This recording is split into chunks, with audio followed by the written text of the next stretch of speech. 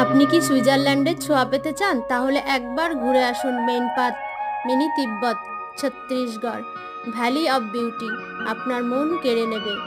Valley জুড়ে শুধুই ফুল আর সোনার ফসল। রাস্তার দুপাশে রয়েছে ফুলের চাষ, সঙ্গে ঢেউ খেলানো রাস্তায় যেন জনমানবের দেখা নেই।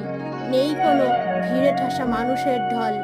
শুধুই প্রকৃতি আপন করে নেবে আপনাকে এখানে।